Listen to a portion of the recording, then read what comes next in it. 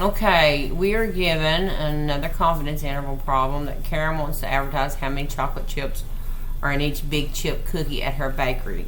She randomly selects a sample of n equal 55 cookies and finds that the number of chocolate chip cookies for cookie and the sample mean has and the sample has a mean of 7.5 and a sample standard deviation of 3.3. What's the 99% confidence interval for the number of chocolate chips per cookie?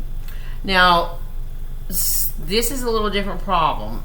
The one that we've been working with before is where we've been using the z sub alpha over 2's for a critical value, and it's really important to note that you're given the population standard deviation, sigma. It's given somewhere in the problem, and you say, oh, I'll be doing the critical value of the z. When you're not given sigma, if sigma is unknown, instead of using the normal distribution with the z tables or z sub alpha table, we're going to be using what's called the student t distribution. And the student t distribution, I'll get right in a minute, is just a little bit wider. The tails are a little thicker. Let me pull up, see if I can pull up something here for you. Let's go here.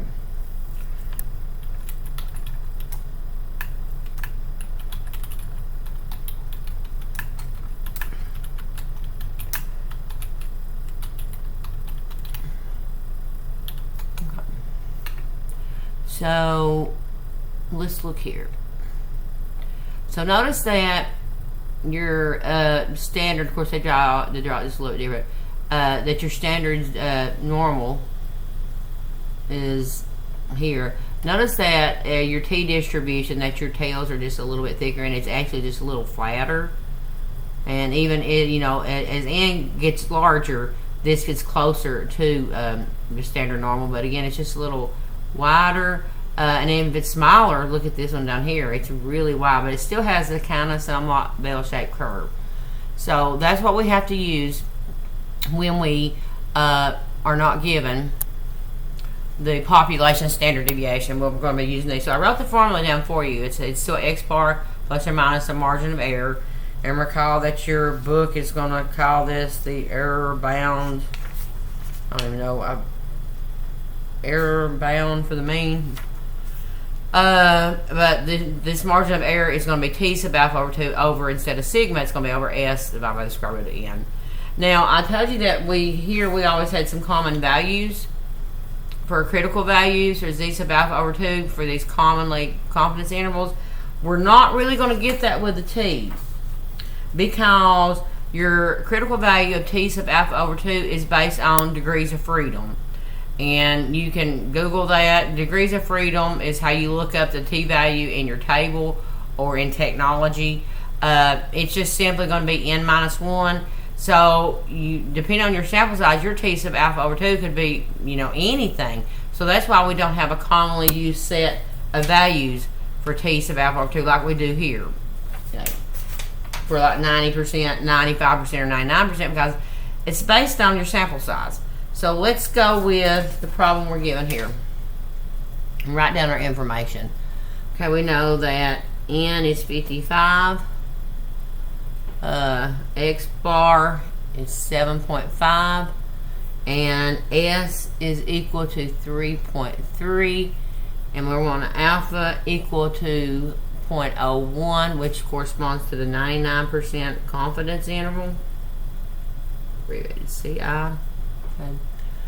And enter your answer accurate to 1 decimal place, because the sample statistics are reported accurate to 1 decimal place. Well, again, and that's usually whatever your data is given to, that's usually what you round to. So it looks like our data was maybe given into, maybe 1 decimal place. I don't know that. I'm not seeing the data set. But whatever my open math tells you to do, make sure that you round to the number of appropriate decimal places, because it is picky on decimals.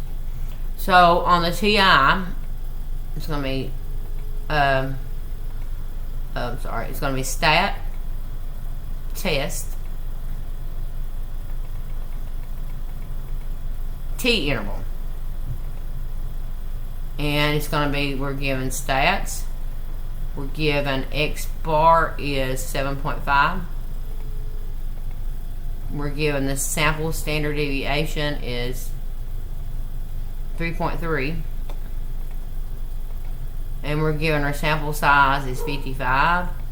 And we want our confidence level to be 0.99.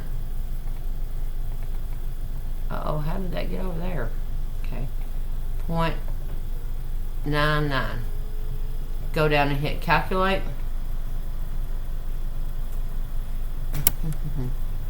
So 6 point, I know it's just wanting 1, but I'm gonna write 4 down here. 3119, comma 8.6881. And if I was gonna write a probability statement, I would say, and again, I'm not answering this question just yet. I would say we are 99% confident.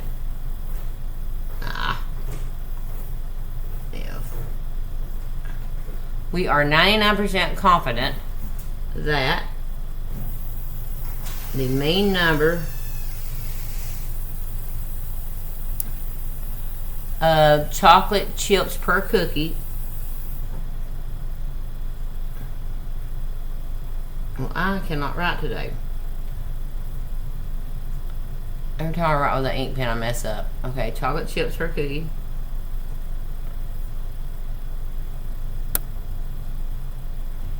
is between, and we would do again,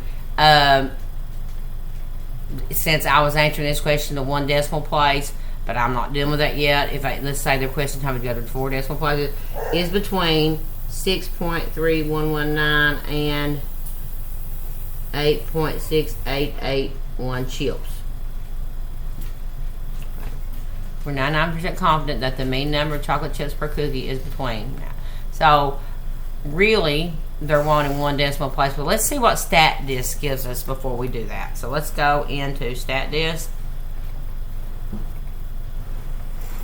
Okay. And you're going to go to Analysis, Confidence Interval. You're going to do mean 1 sample. Confidence level is 0.99. The sample size 55. The sample mean was 7.5. Now, notice that here is where we don't know the population standard deviation. So when I put in the sample standard deviation, it's going to know to use the t. StatDisk will say, you know what, I got to find the critical value of t sub alpha over 2. Okay, so standard deviation here was 3.3. Evaluate. And let's see what we get.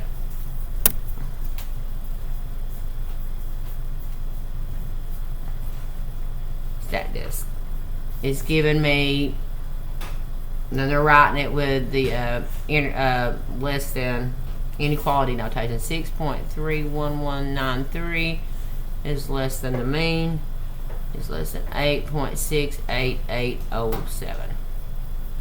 So let's move this down here. Yeah, okay, yeah, we're spot on. So the 1 decimal place is going to be 6.3 and 8.7.